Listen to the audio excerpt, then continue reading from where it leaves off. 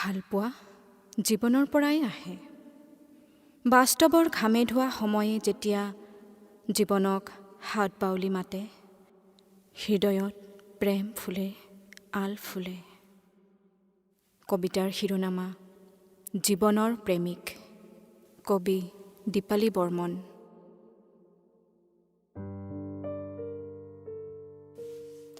আপোনাৰ সৈতে মোৰ কিছু কথা পাতিবলৈ আছিল।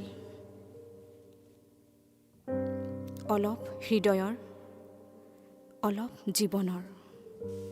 সময় হ'বনে আপোনাৰ?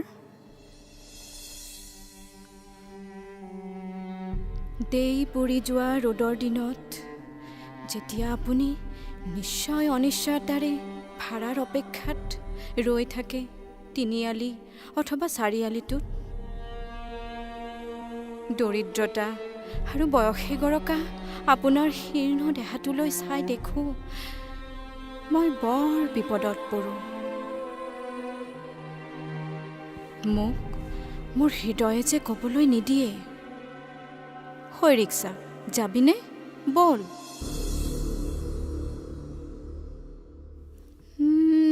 বয়স বাৰু কিমান হ'ব পাৰে আপোনাৰ? 50 বা তাৰো অধিক। আচলতে কি জানেনে, গণতন্ত্ৰ, গণৰাজ্য, সাম্যবাদ, মাৰ্ক্সবাদ জাতীয় শব্দবোৰে মোৰ চিন্তাত আউল লগায় আপোনাৰ সৈতে যেতিয়া মই মুখামুখি হওঁ।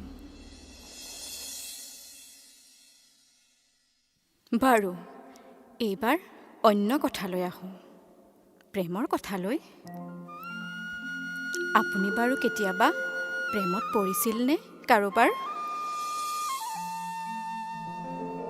বৰ্ষাৰ এটি নিৰ্জন দুপৰীয়াত ফিৰফিৰীয়া গেঞ্জিটোৱে যেতিয়া ঘাম আৰু বৰষুণেৰে মিতিৰালি কৰি লিপিত খাই ধৰিছিল আপোনাৰ যুৱক পিঠিত, মনত পৰেনে আপোনাৰ? ক্ষণিকৰ বাবে হ'লেও কোনোবা ৰিক্সাৰোহী গাভৰু আপোনাৰ প্ৰেমত পৰিছিল?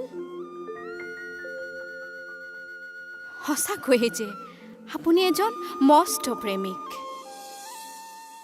জীৱনৰ